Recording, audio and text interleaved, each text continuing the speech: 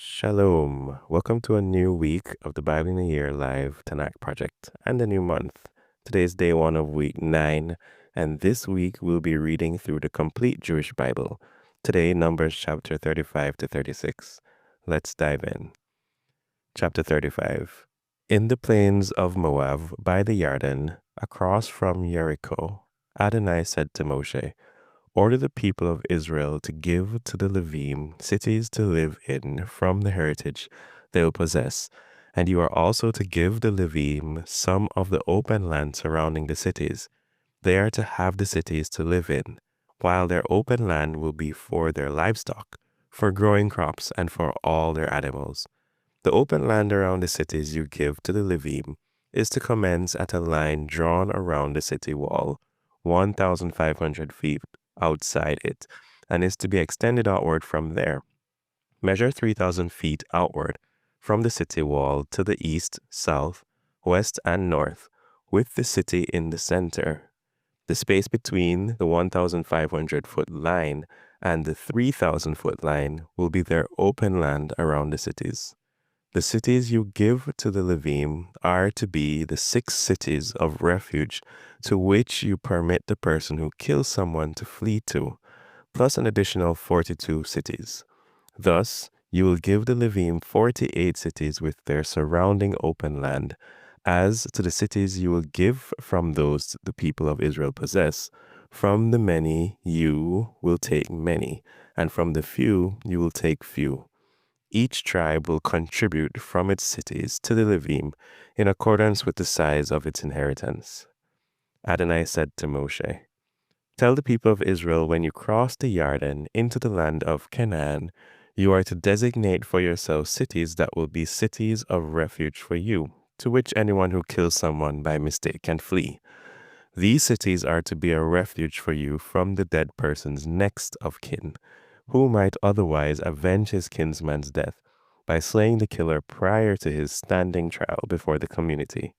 In regard to the cities you are to give, there are to be 6 cities of refuge for you. You are to give 3 cities east of the Yarden and 3 cities in the land of Canaan. They will be cities of refuge. These 6 cities will serve as refuge for the people of Israel, as well as for the foreigner and resident alien with them, so that anyone who kills someone by mistake may flee there. However, if he hits him with an iron implement and thus causes his death, he is a murderer. The murderer must be put to death.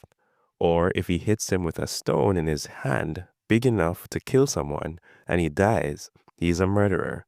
The murderer must be put to death. Or if he hits him with a wood utensil in his hand capable of killing someone and he dies, he is a murderer. The murderer must be put to death. The next of kin avenger is to put the murderer to death himself upon meeting him. He is to put him to death.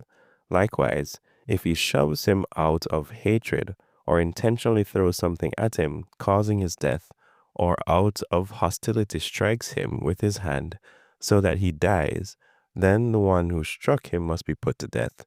He is a murderer, and the next of kin avenger is to put the murderer to death upon meeting him.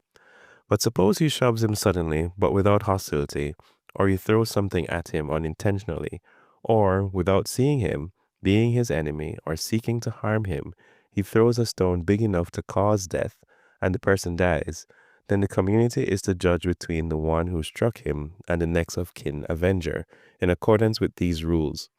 And the community is to save the killer from the next of kin avenger. The community is to return him to the city of refuge to which he fled, and he is to live there until the Kohen Hagadol, who was anointed with the holy oil, dies. But if the killer ever goes beyond the limits of the city of refuge he fled to, and the next of kin avenger finds him outside the limits of his city of refuge, and the avenger kills the killer, he will not be guilty of the man's blood, because he must stay in his city of refuge until the death of the Kohen Hagadol. But after the death of the Kohen Hagadol, the killer may return to the land he owns. These things shall constitute your standard for judgment through all your generations wherever you live. If anyone kills someone, the murderer is to be put to death upon the testimony of witnesses. but the testimony of only one witness will not suffice to cause a person to be put to death. Also, you are not to accept a ransom in lieu of a life of a murderer condemned to death. Rather, he must be put to death. Likewise, you are not to accept from someone who has fled to his city of refuge a ransom that would allow him to return to his land before the death of the Kohen. In this way, you will not defile the land in which you are living, for blood defiles the land, and in this land no atonement can be made for the blood shed in it except the blood of him who shed it. No, you are not to defile the land in which you live, in which I live, for I, Adonai, live among the people of Israel. Chapter 36.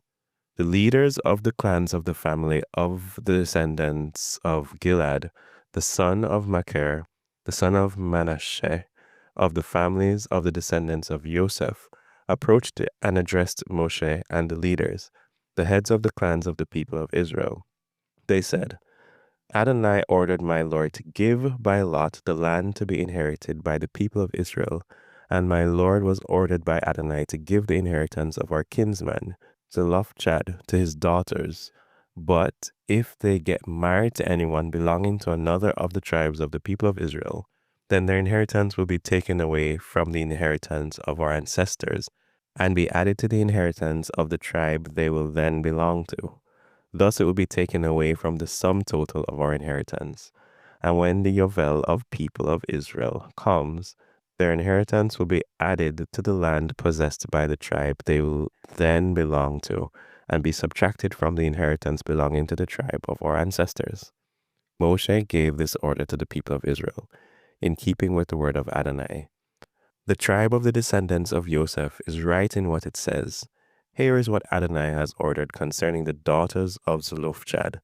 Let them be married to whomever they think best, but they must marry only into a family from their father's tribe. In this way, no inheritance of the people of Israel will move from one tribe to another, for each of the people of Israel is to hold on to the land for inheritance belonging to his father's tribe. Every daughter who possesses an inheritance in any tribe of the people of Israel is to become the wife of someone from the family of her father's tribe, so that every one of the people of Israel will stay in possession of his ancestors' inheritance. Thus, no inheritance will move from one tribe to another, for each of the tribes of the people of Israel will hold on to its own inheritance. The daughters of Zelophehad did as Adonai had ordered Moshe. Machlah, Tirzah, Hoglah, Milcah, and Noah all got married to sons of their father's brothers. They were married into the families of the descendants of Manasseh, the son of Joseph, and their inheritance remained in the tribe of their father's family. These are the mitzvot and rulings which Adonai gave through Moshe to the people of Israel in the plains of Moab by the Yarden across from Jericho.